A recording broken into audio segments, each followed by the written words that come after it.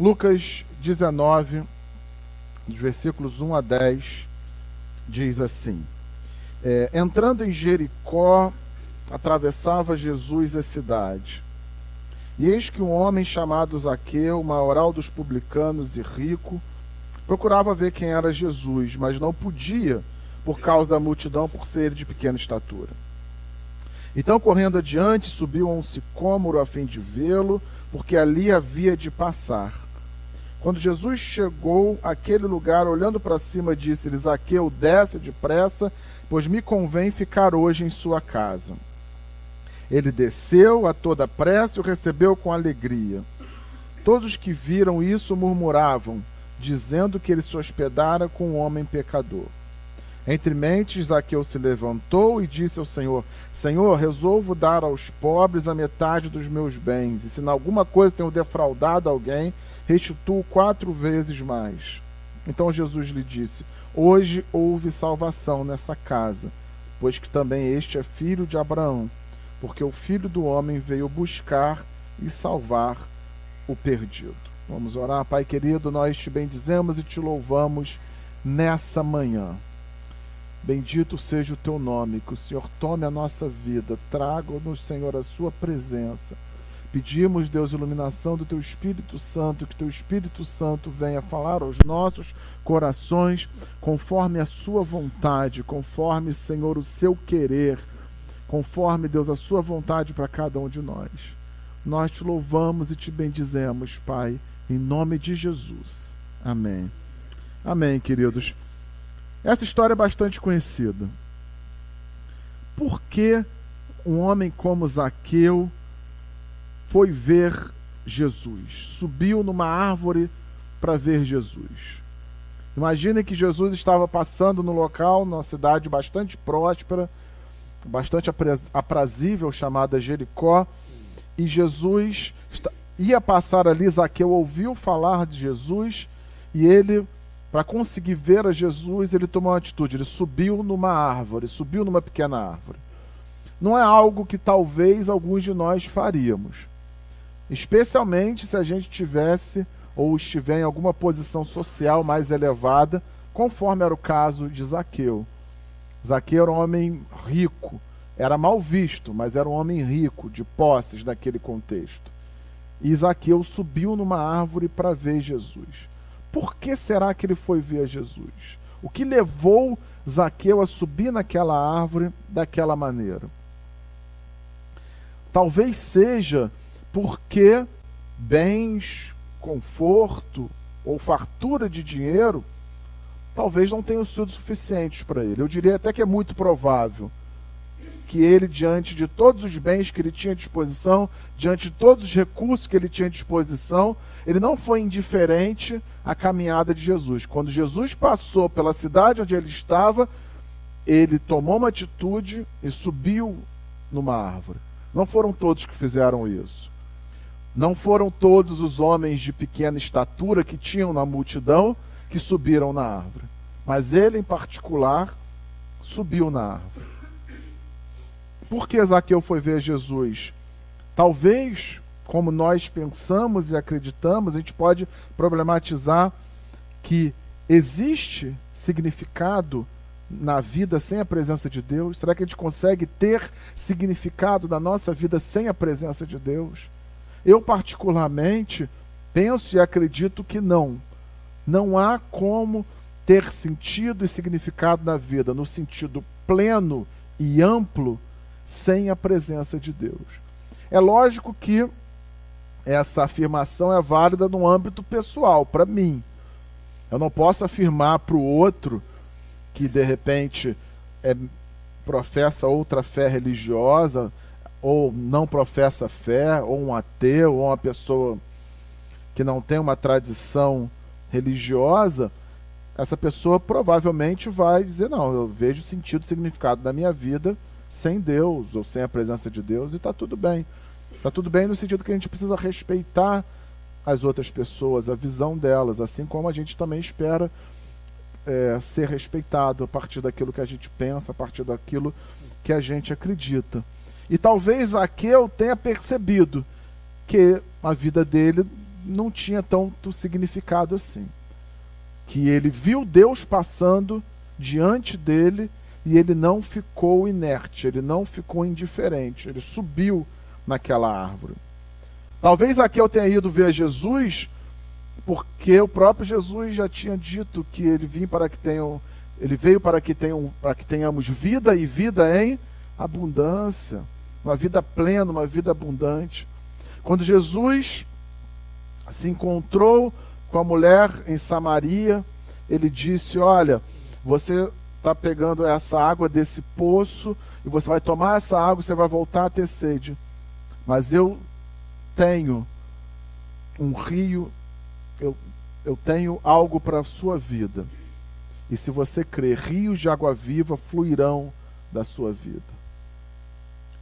Assim como também uma pessoa que foi cego a vida inteira, foi curada por Jesus e essa pessoa foi interpelada, foi interrogada a respeito de Jesus. As pessoas queriam que ela falasse alguma coisa contra Jesus e essa pessoa disse: olha, eu não sei se ele é profeta, eu não sei o que ele é, mas eu sei uma coisa, eu era cego e agora vejo.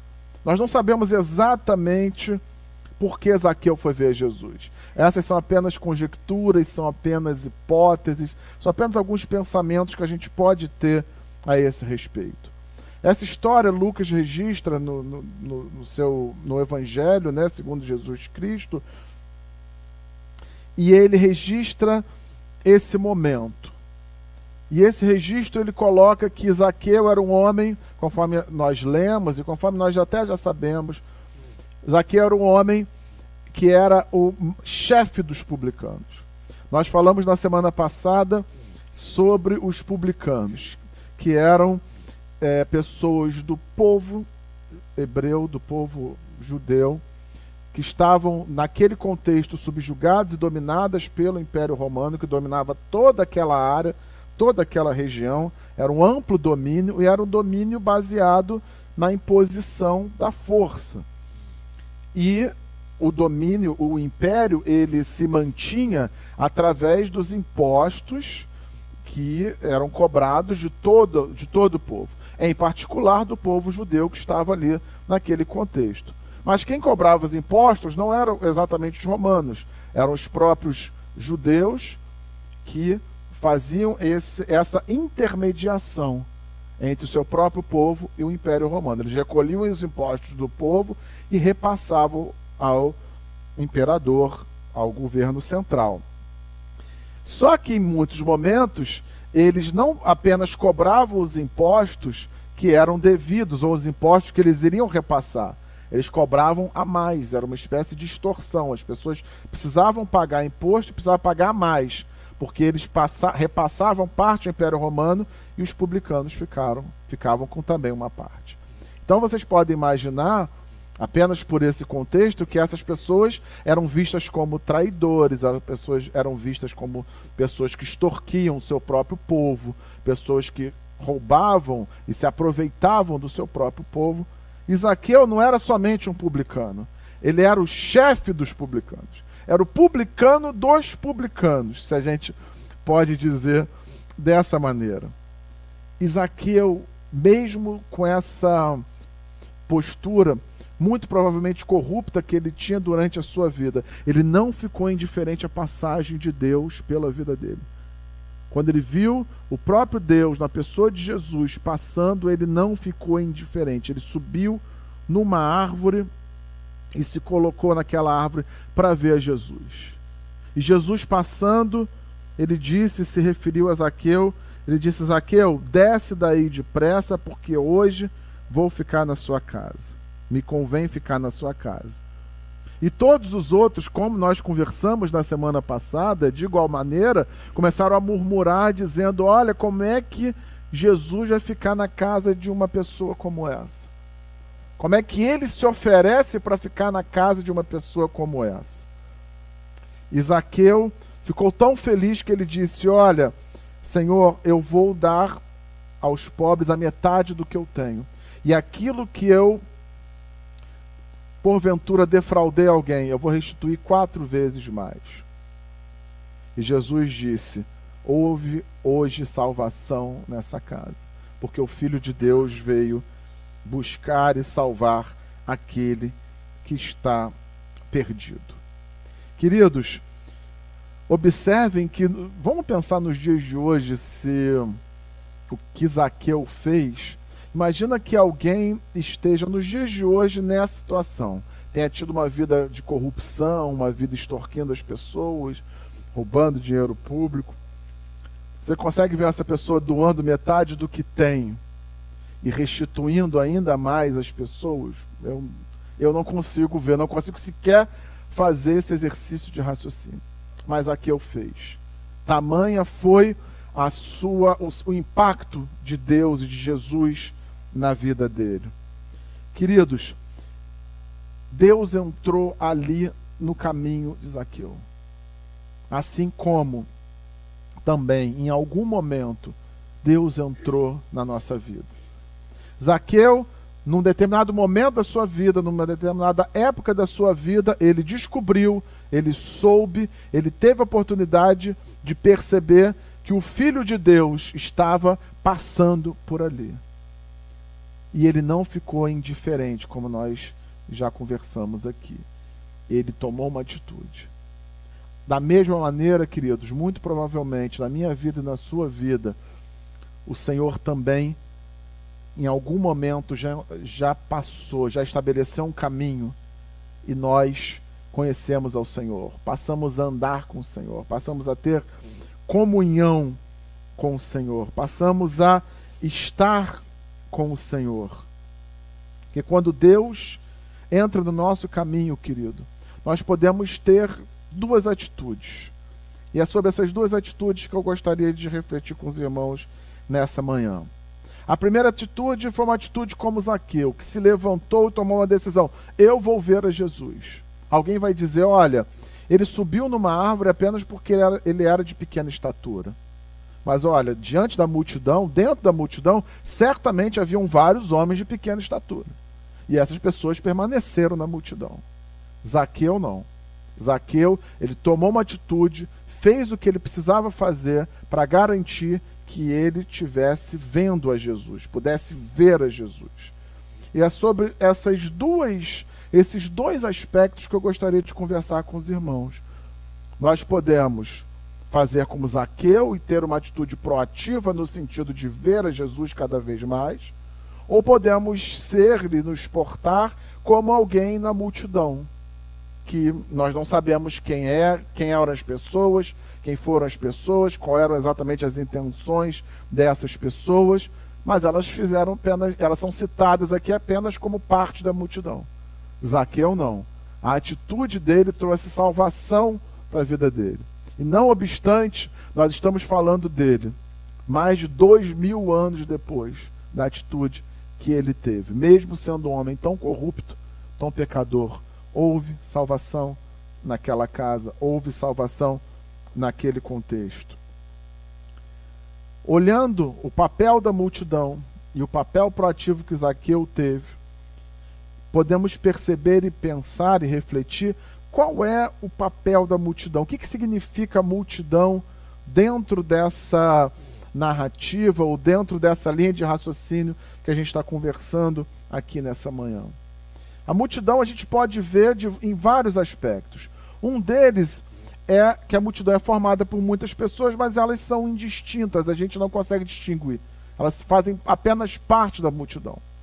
E quando a gente olha o papel da multidão em outros trechos bíblicos, quando a gente olha o papel da multidão em outras narrativas e outras histórias, nós podemos nos lembrar de alguns fatos.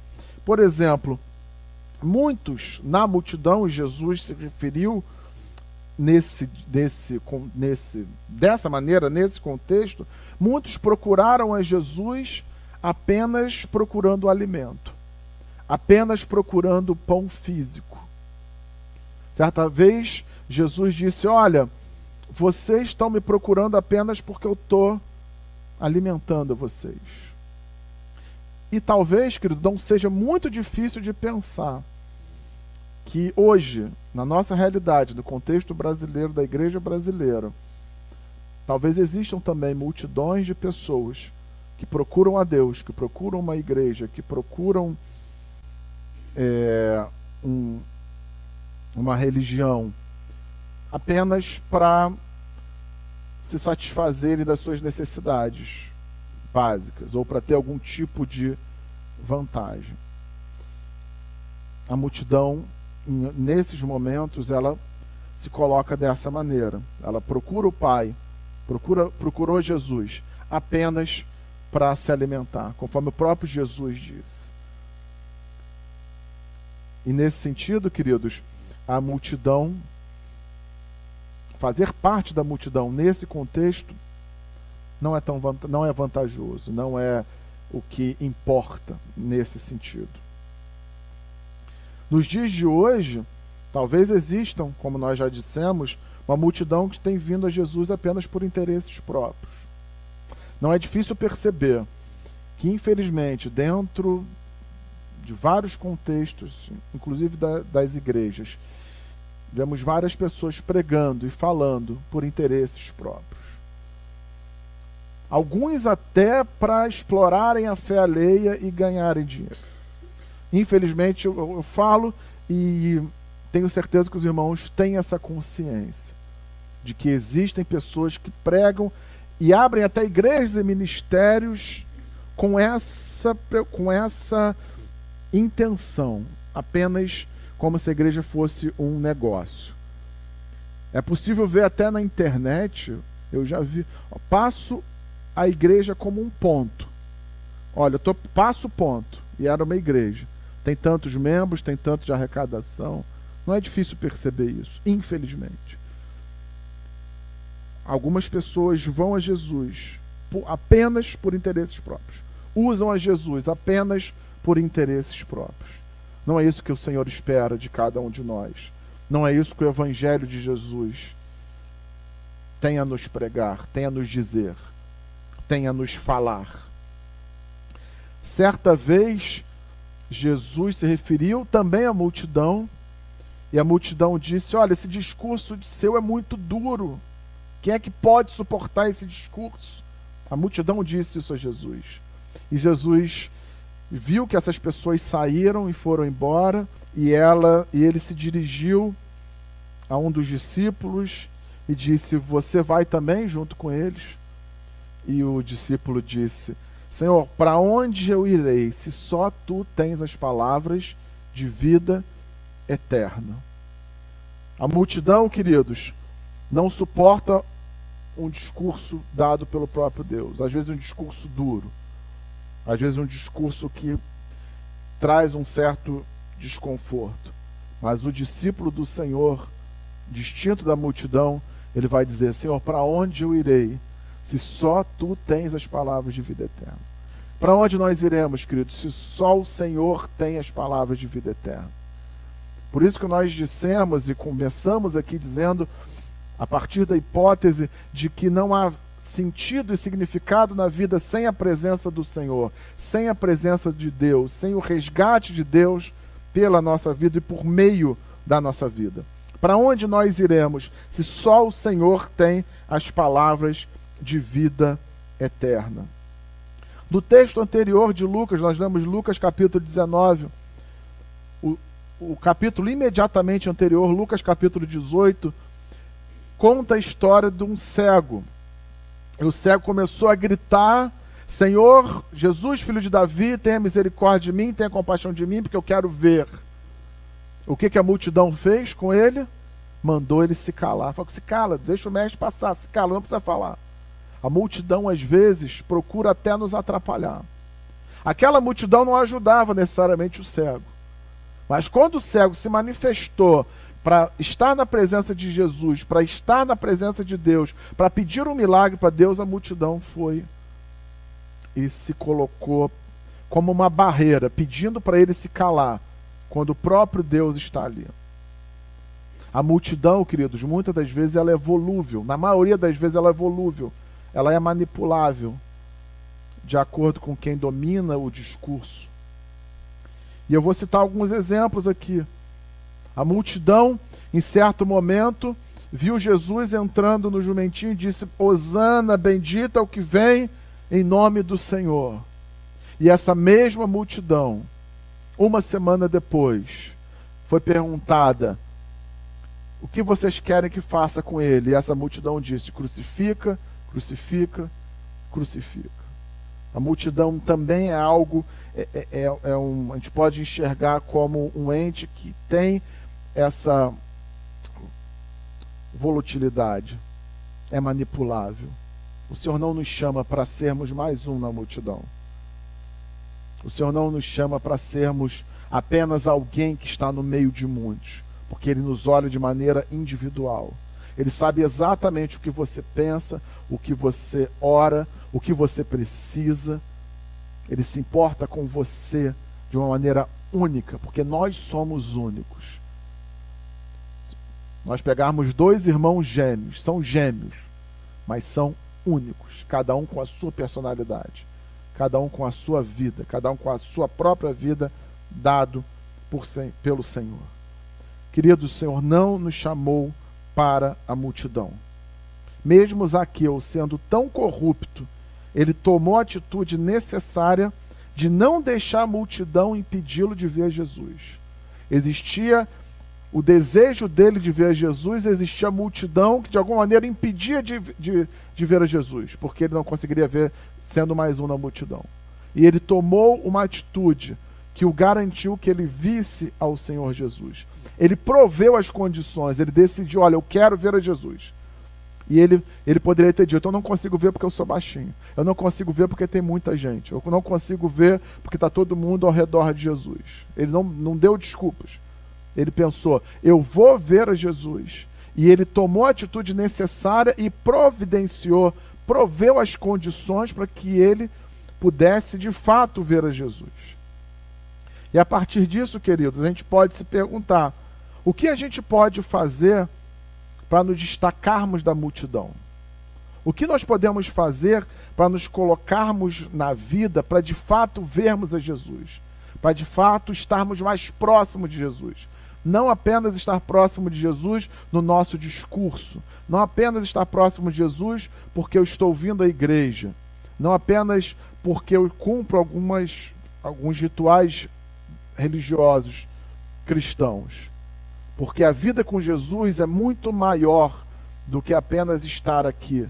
A vida com Jesus é no cotidiano, é em realidade. Eu sempre digo que aquilo que nós falamos aqui não é apenas uma história, ou não são apenas histórias. Quando nós dizemos que Deus está aqui, não estamos falando metaforicamente. Nós acreditamos e temos absoluta certeza porque Deus está aqui. Quando nós falamos que o Senhor se importa conosco, não é apenas uma figura de linguagem, não é apenas algo que a gente pode pensar de maneira filosófica, mas é em realidade. Existe um Deus, e esse Deus se importa com cada um de nós. É um Deus que emana amor e que espera que nós também amemos a partir desse amor, desse Deus. O que podemos fazer, queridos, para nos destacarmos, nos colocarmos da vida para ver Jesus? A forma como Zaqueu se colocou fez toda a diferença na sua vida. Ele ainda não sabia, mas a forma como ele se colocou para ver Jesus, a sua vida foi imediatamente impactada. Ele quis ver a Jesus e não poupou esforços. Ele falou: eu vou ver a Jesus. E a partir do momento em que ele se coloca para ver Jesus, o que ele não sabia é que ele já tinha sido visto por Jesus. No momento em que nós vemos e nos colocamos para ver a Jesus, o que nós não sabemos e às vezes não percebemos é o que o Senhor já nos conhece antes.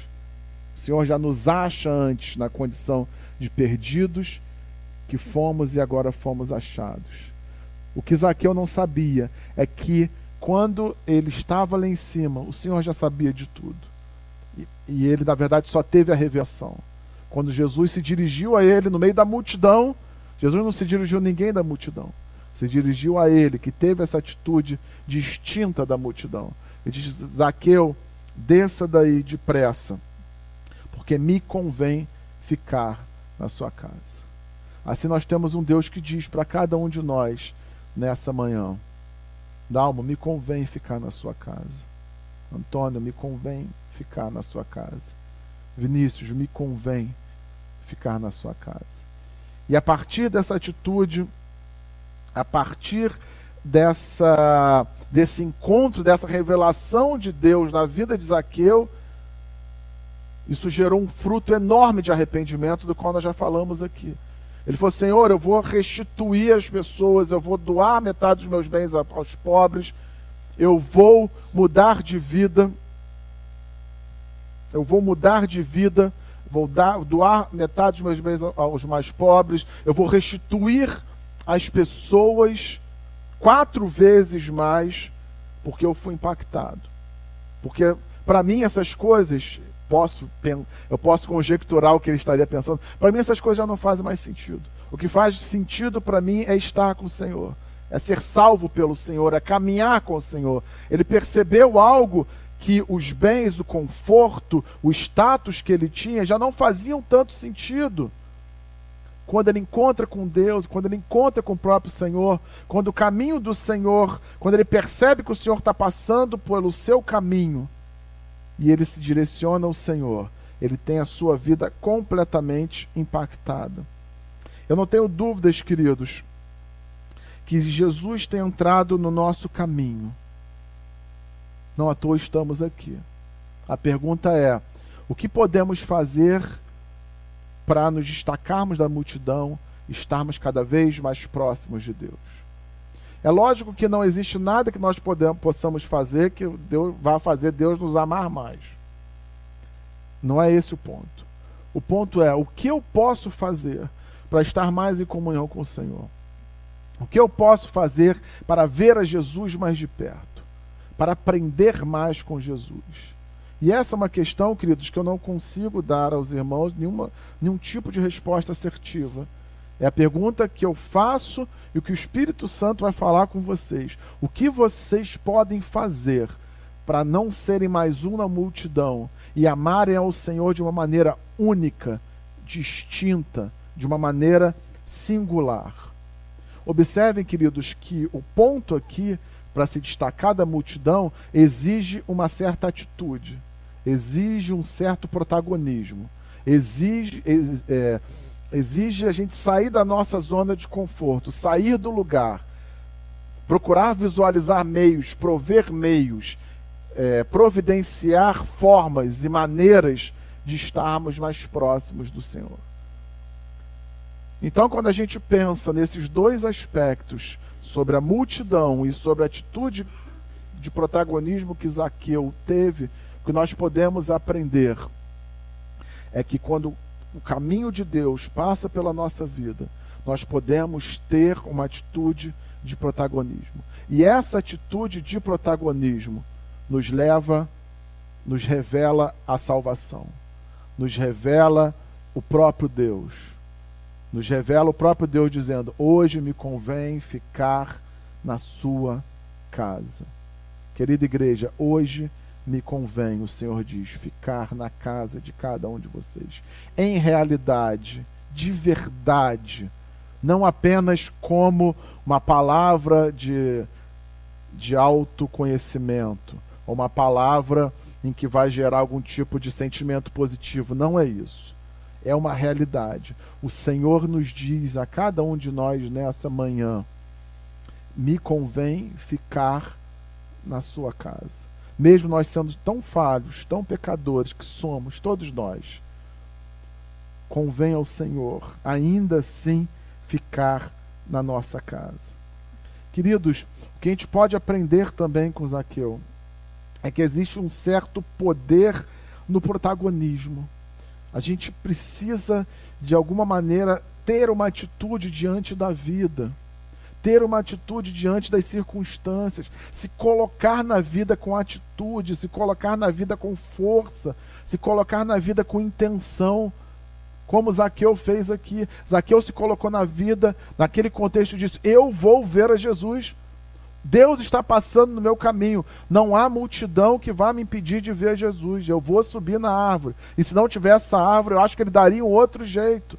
Porque ele decidiu: eu vou ver a Jesus. E a partir disso ele teve a revelação que Jesus já estava o vendo há muito e muito tempo.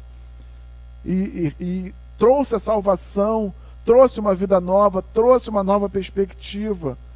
Queridos, eu não tenho dúvidas de que a partir do momento que a gente se disponibiliza e se abre para o que o Deus quer fazer na nossa vida, a partir do momento que eu digo e me coloco, Senhor, faça da minha vida aquilo que o Senhor quer, diante das escolhas que eu tenho que fazer na vida, me ajude a ter escolhas corajosas, a sair da zona de conforto, a enfrentar as situações com força e com coragem. A partir do momento que a gente se abre dizendo, Senhor, me usa, faz de mim aquilo que o Senhor quer. A partir do momento que eu saio da multidão, procuro uma árvore, subo na árvore para ver ao Senhor, para estar mais próximo do Senhor, eu não tenho dúvidas, queridos, de que grandes coisas o Senhor tem para as nossas vidas.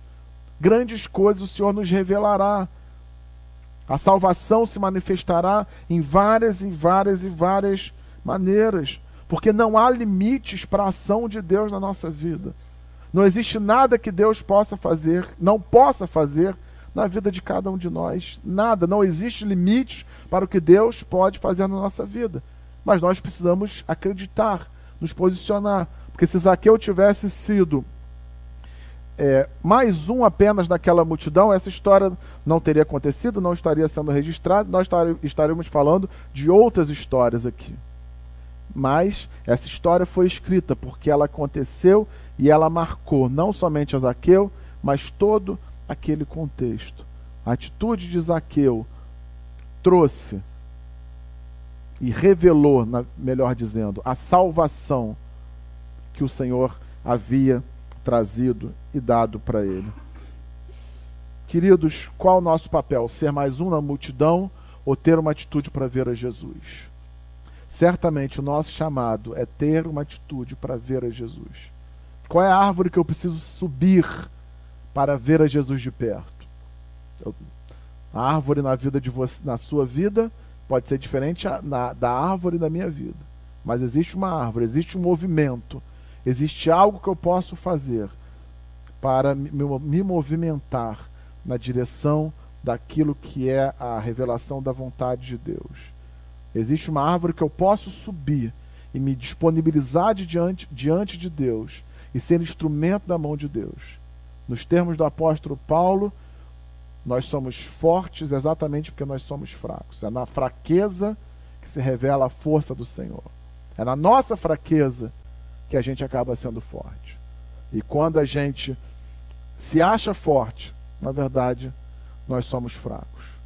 A nossa força está em justamente sermos fracos, porque o poder não é nosso, o poder é de Deus. E assim, queridos, que essa palavra e essa decisão está diante de cada um de nós nessa manhã. Sermos chamados para sermos mais um na multidão, ou sermos chamados para sermos únicos, porque somos únicos. Termos uma atitude, termos um relacionamento único com o Senhor. Nos colocarmos diferentemente da multidão e uma atitude única de ver a Jesus, de querer estar com Jesus. Uma atitude única de amor. Uma atitude única em que a partir desse momento eu posso pensar, eu quero estar mais próximo de Jesus. E uma das maneiras de eu estar mais próximo a Ele é amar as pessoas. Porque quanto mais próximo eu estou do Senhor, mais eu consigo amar as pessoas. Quanto mais eu sinto e percebo o amor de Deus na minha vida, eu consigo amar as pessoas. Qual é a árvore que você precisa subir? Qual é a árvore que você precisa subir para ver a Jesus passando pela sua vida?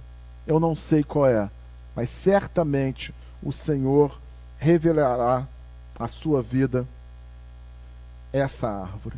Queridos, nós definitivamente não fomos chamados para sermos mais um na multidão. E concluindo essa reflexão, o Senhor, no tempo de hoje, no dia de hoje, tem entrado no nosso caminho. Nós estamos vendo Jesus passando. Jesus está passando pela vida de cada um de nós agora, nesse momento. E aí fica uma escolha: vou ser mais um na multidão e permanecer indiferente à passagem de Deus na minha vida, ou eu vou tomar uma atitude para ver ao Senhor, para estar mais próximo do Senhor? É uma decisão, querido irmão, querida irmã, que cabe a cada um de nós. Está posto, a decisão está aí. Deus está passando, isso é fato. Jesus está passando na vida de cada um de nós. Vamos ser mais um na multidão? Ou vamos ter uma atitude de proatividade, de procurarmos um lugar, de garantirmos os meios para vermos ao Senhor e, a partir disso, sentirmos e vivenciarmos aquilo que Ele tem chamado para cada um de nós? Não fomos definitivamente, queridos irmãos, chamados para estar na multidão. Nós fomos chamados para ativamente buscarmos ao Senhor, buscarmos a Jesus, ainda que tenhamos sido achados por Ele, já achados por Ele. Queridos, existe potência, existe salvação, existe poder quando nos abrimos, quando nos disponibilizamos de maneira individual, inteira, para o que Deus quer fazer. Deus quer fazer algo na vida de cada um de nós. E a partir do momento que a gente se coloca, se abre diante dele, diante da vida, dizendo: eu quero o poder de Deus, eu quero ser alguém que esteja disponível, eu quero ser alguém que esteja aberto, eu quero ser alguém que esteja disponibilizado para que o Senhor haja na minha vida, para que a salvação do Senhor se manifeste a cada dia mais. E como o Senhor Jesus disse, hoje houve salvação naquela casa. E que na nossa casa, querido, também existe essa salvação. O Senhor não nos chamou para sermos mais um na multidão, mas o Senhor nos chamou para estarmos junto a Ele, para nos movimentarmos também na direção dEle. O texto bíblico diz: conheçamos e prossigamos em conhecer ao Senhor. Nós já conhecemos ao Senhor, para que a gente consiga prosseguir, conhecendo o Senhor. Amém, queridos? Que cumpramos na minha vida e na sua vida, que possamos cumprir todos juntos o chamado que Ele tem. Nós aqui não somos uma multidão, nós somos uma igreja única, mas que ao mesmo tempo cada um de nós tem um chamado específico, porque nós somos únicos. Não há ninguém que seja igual a mim e faça as coisas igual eu faço. Não que seja melhor ou pior, mas não tem ninguém que faz. Ninguém vai fazer nenhum tipo de tarefa da maneira como você faz, porque você é único e você é amado e amada do Senhor dessa maneira, do jeito que você é.